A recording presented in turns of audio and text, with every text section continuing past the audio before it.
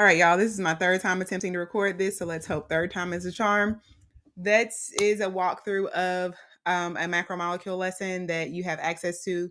It's titled Protein Drinks Without Proteins. Are you being scammed? It's an introduction to macromolecules. It's going to use social media, TikTok, to get our students engaged and actually interested in macromolecules, which I don't know about y'all, is one of the most difficult units I find to get students interested in or to care about. But this is going to really get them invested and like, what? Oh my God. So this is going to start with a friend sends them a TikTok of a fitness influencer. It says this about their favorite protein drink. And the reason this is going to grab their attention is we got lots of kids drinking the protein drinks. Our students, they don't want to feel like they're being scammed or being cheated. And we're answering that question of why do I need to learn this? You need to learn this so you can know if you're being cheated or not.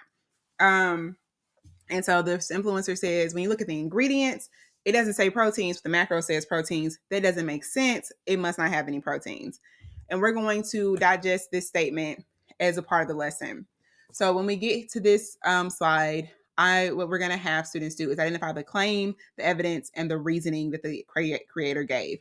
So we'll go back here. And actually, before I even go to that next slide, what I would typically do is have students use a one word, one phrase, one sentence protocol. And what that does is, or what I'm asking students to do when I do that, is to identify the one word, one phrase, and one sentence that best encapsulate what this creator is saying. And the important thing to note about this protocol is students cannot be wrong. If they say but is there one word, then it is not wrong. And it is about getting them willing to try in our classrooms. So we're not going to judge your answer. It is what it is. We're going to accept it. And then what I would do then is have them in small groups, share their one word and their one phrase. And then as a whole class, share out the one word and one phrase that each group kind of came to. And then we'll use that to be able to fill out our CER for the creator. And this is setting up our students to be able to write good CERs a little bit later down the line. Then we're going to do a little bit of media literacy. And we're going to be like, should we trust this guy? He says he's a fitness coach. He helps people get it. Should we trust him? And this is going to be helpful in that it's priming our students to think a little bit more when they're on social media. But also, we can tie this into when students are doing their Google searches and be like, when you search for an answer on Google and then you get the answer wrong still, this is the same sort of thing you need to be thinking about before you just write down what you find in Google. Can you trust this person? Why or why not? And between this slide and the prior slide, you're actually integrating literacy into your classroom. That one word, one sentence, one word, one phrase, one sentence protocol is a literacy strategy. And so if you are in a school where your admin are asking you to see evidence that you're integrating literacy, this is evidence of that. From here, we're going to do some data analysis, and we're going to at least look at some nutrition labels and have students identify the amount of protein, carbs, and fats in these 3 different foods. And then identify like which macro is highest for each type of food. And from here, we're going to be actually building some scientific skills. We're going to be inferring some things about the relationship between macros and foods. And then depending on how you want to move with your class, you could also infer some things about what types of foods tend to be heavy in fats, carbs, and proteins. And then we'll list that out here. And again, we're going to make this hypothesis with our students about the relationship between the ingredients and the macros. And then there are a couple of ways you can go about doing this next. You could either kind of pause here and go in and do your notes and talk through what macros actually are and get to the nitty gritty of all of that and get into your monomers and which foods everything are found in. But as you do it, I want you to try and tie in what your students wrote here and what they said here and what they've said throughout and what their creator said and the conclusions y'all can draw as you go through the notes. So for example, when we talk about, all right, so macromolecules, are these large molecules that bind together within our bodies to serve different functions. And, so maybe somebody said, oh, well, maybe it's on the ingredient list because they make up the ingredients. We want to reference that when we get into our notes because that's going to make our students feel confident. It's going to make them feel like position them as potentially experts, build up that their confidence in science. And it's also just going to keep them more interested. So yeah, so you could insert your notes here, or you could keep going. And if you keep going, or if you insert the notes here, you would do this after the notes, or you would just keep going straight through to this.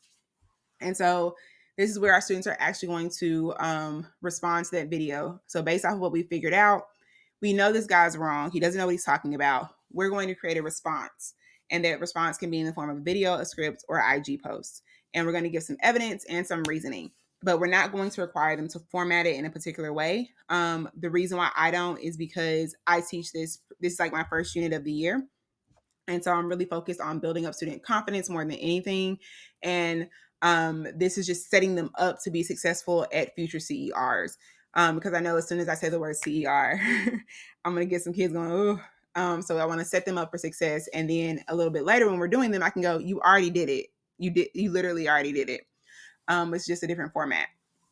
And or so if you decide you don't want to do your notes like in between this slide and the prior and this slide, you could actually have them just draft their response here, do your notes, and then have them come back and correct whatever they said or add in more details now that they know a little bit more about macromolecules. The other variation to this that I would say you could do is I would sometimes actually embed a TikTok video in here. I'm not putting that in any resource that I sell or give away because it's not my intellectual property, so I can't do that. But if you like go on TikTok and search for protein drink with no protein, you will find the video.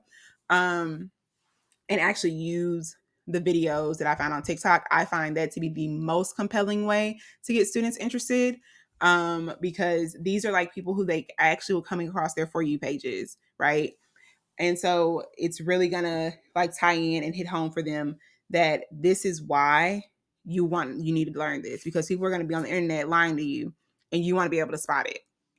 And if you embed it, best practices for me are I download the videos without the watermark so that the creator's handle is not visible anywhere. And there's a website called Snaptic in which you can do that.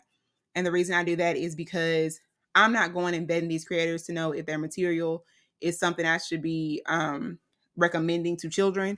And so I just have the video clip that I'm using in class on my screen. And that's it. And then also, I don't want them to, when they create their response, I don't want them posting it, because if this creator has a rabid fan base or whatever, I don't want them coming after students. And so those are my best practices for using it. But I find this to be a really effective way of grabbing student interest and getting them engaged. If you found this helpful, you might enjoy my program, The Greenhouse. In it, you get access to all of my resources. You get access to all of my resources, and I add 2 resources a month to that growing resource library.